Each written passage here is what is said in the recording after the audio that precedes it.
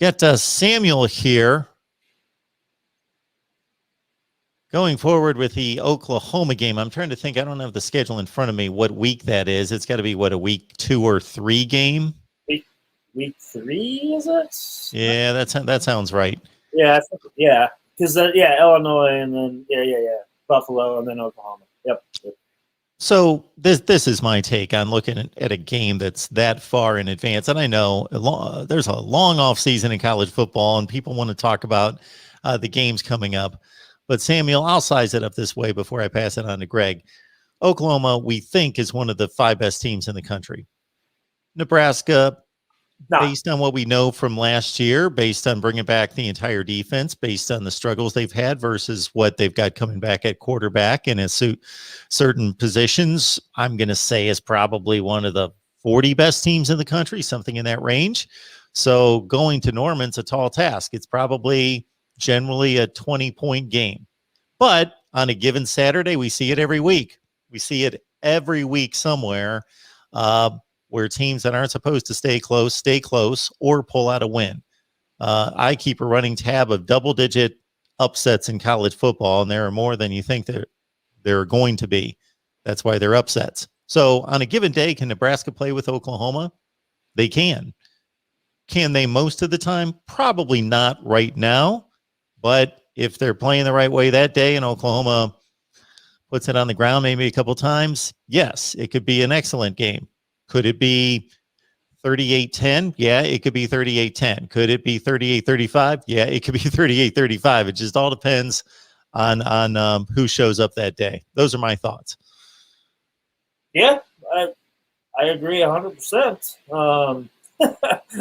We hope that they can play with it. And I suspect that they can, for at least a half. I mean, look at the Ohio State game last year. Nebraska played Ohio State awfully tough for a half and into the third quarter a little bit. But,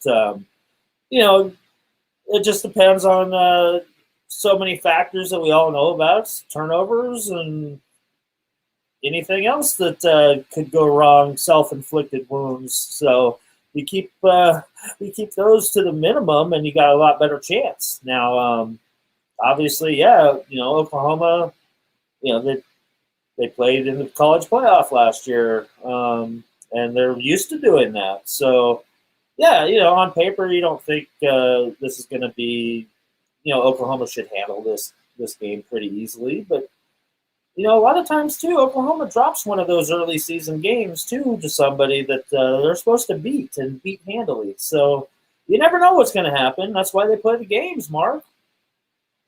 They will play the game, regardless of what Vegas says, what the point spread should be. They're going to play the game. And again, I am not any kind of odds maker or handicapper, never pretend to be, but I do enjoy that sort of thing and looking at that and make my predictions and so forth. And again, I got notepads stacked upon notepads with point spreads in the lines for all the games every week.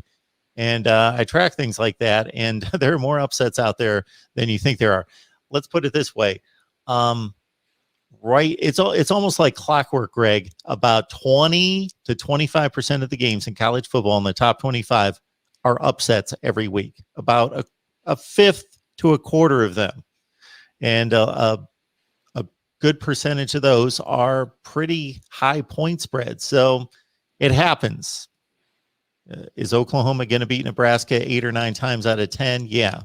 But that game that they play is the only one that matters, and that might be the one where Nebraska is able to stand up that day and get the job done. And what a lift for the program that would be. Even just for people that know football and just want to see progress, to go out there and be competitive, like you say, into the second half would be a big boost and would show definite progress if Oklahoma turns out to be the team that we expect them to be, which I see no reason why they won't be. They have been that team for a long, long time.